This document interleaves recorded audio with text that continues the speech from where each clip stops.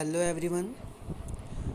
Next topic है हमारा long run production function.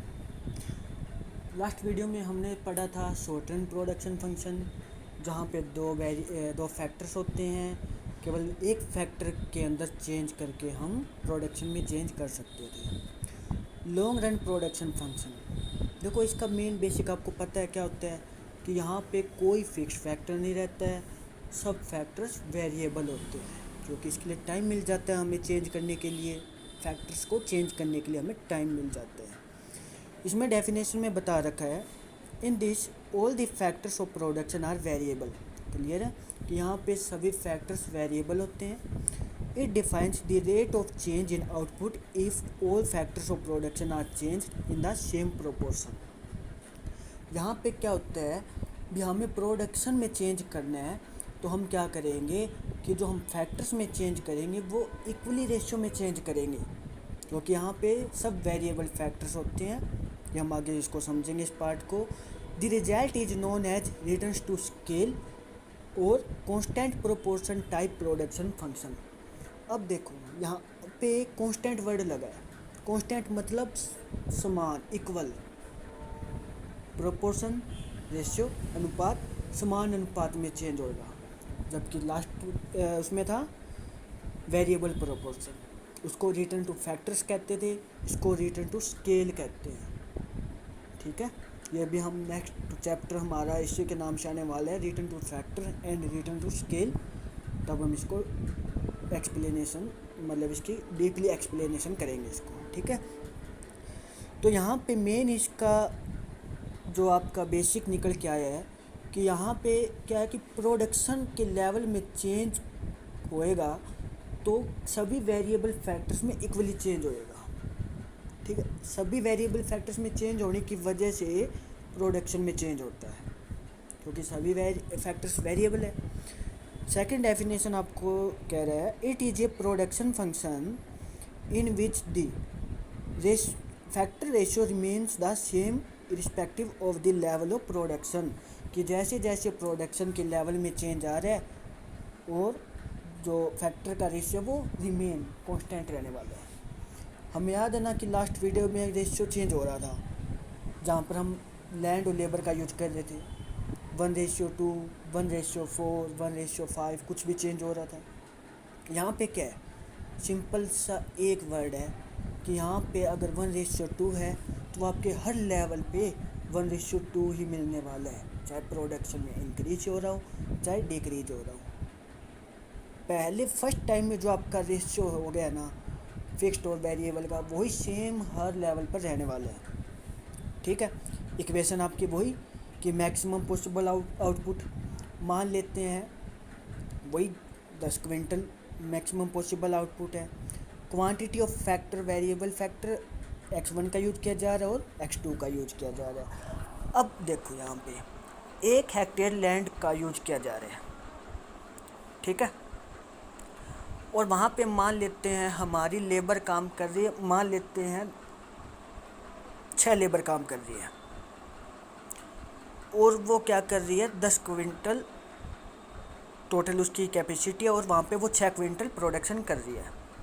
Ratio कितना हुआ 1:6। क्लियर है।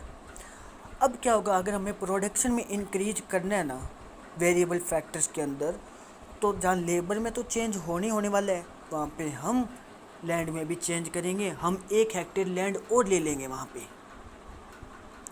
अगर मार्केट में डिमांड बढ़ जाती है व्हीट की, हमें प्रोडक्शन बहुत ज़्यादा बढ़ाना है और हो सकता है हम अपना कुछ प्रोडक्शन स्टॉक कर लें, तो उसके लिए हम क्या करेंगे 1 हेक्टेयर लैंड और ले लेंगे। तो वहाँ पे वो 2 हो जाएगा और लेबर 6 और काम करने लग जाएगी, 12 हो जाएगा। तो वहाँ पे भी 1:6 ही आने वाला आपका। देखो नीचे बता रखा है शेड्यूल के अंदर, देखते हैं। मान लेते हैं फर्स्ट मान लेते हैं कि 40 यूनिट का प्रोडक्शन हमें करना है। उसके लिए 4 तो हमारी कैपिटल का यूज हो रहा है और 5 लेबर का यूज हो रहा है। रेशियो कितना हुआ 4:5 हो गया। नेक्स्ट टाइम हमें प्रोडक्शन करना है 80 यूनिट्स का हमें प्रोडक्शन करना है। कैपिटल कितनी हुई, 4 से 8 हो गई, लेबर कितनी हो गई, 10 हो गई, रेशियो कितना हुआ इनका, वही 4:5 आएगा, इसको हम 2 से इसको हम काटते हैं तो 4:5 ही आने वाला है।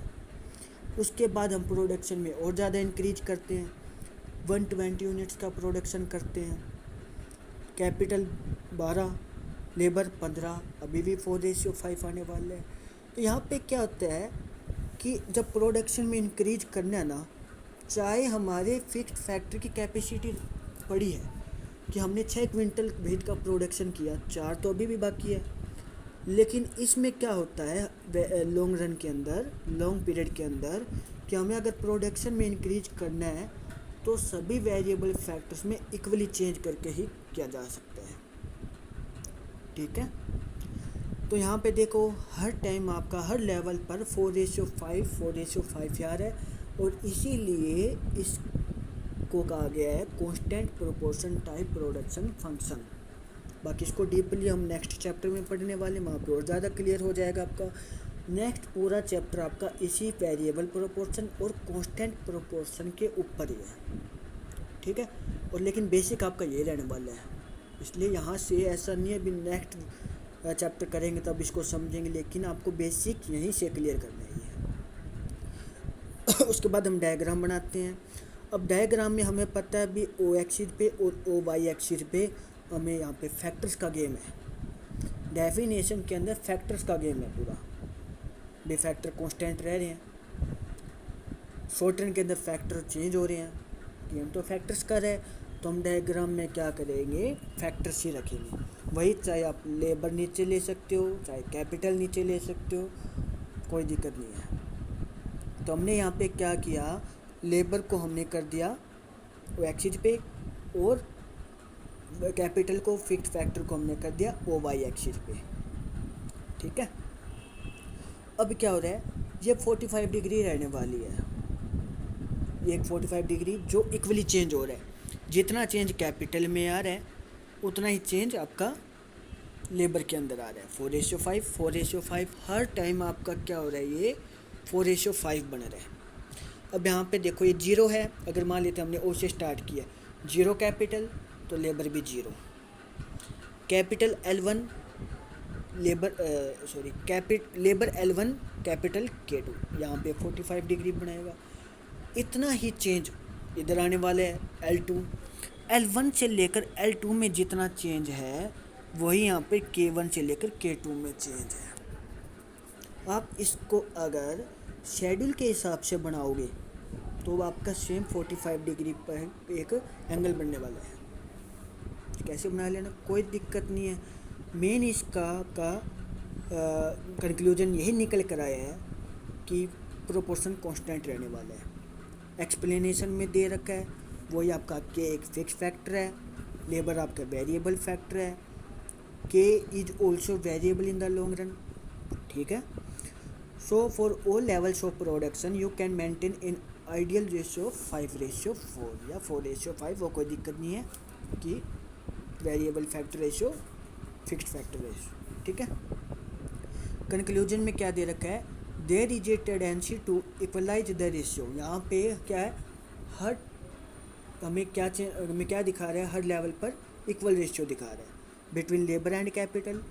According to this long term production function is also called constant proportion type production function. यहाँ पे भी देखो definition, schedule, diagram, explanation, conclusion, 2 ही लाइन।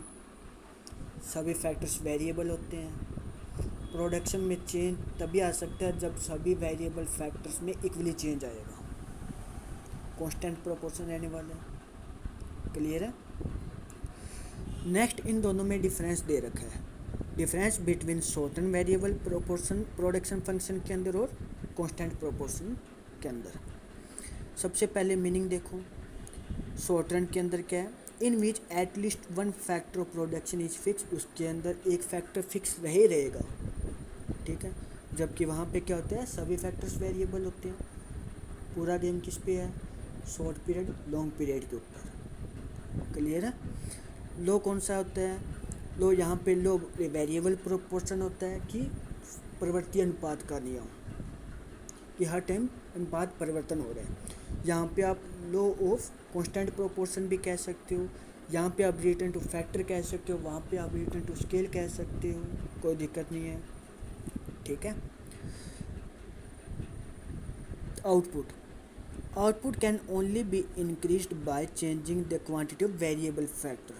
यहाँ पे आउटपुट में केवल इंक्रीज किया जा सकता है वेरिएबल फैक्टर से, और वहाँ पे क्या है, बहुत फैक्टर्स के अंदर चेंज करके किया जा सकता है। ओके, क्लासिफिकेशन, फैक्टर्स की क्लासिफिकेशन है। यहाँ पे दो फैक्टर्स होते हैं शॉर्ट रन के अंदर, फिक्स्ड फैक्टर और वेरिएबल फैक्टर्स।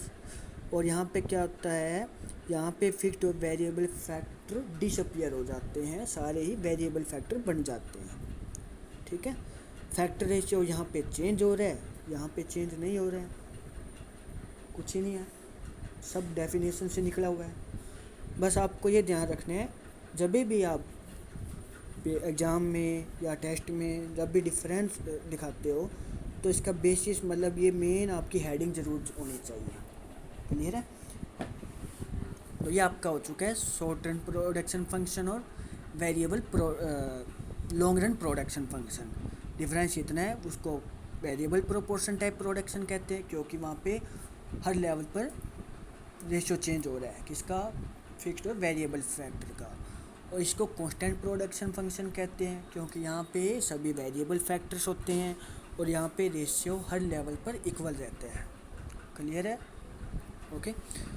नेक्स्ट टॉपिक जो हमारा है कंसेप्ट्स ऑफ प्रोडक्शन, ये हमारा इस चैप्टर का लास्ट टॉपिक है, इसको हम नेक्स्ट वीडियो के अंदर करते हैं। क्लियर है? Okay, thank you.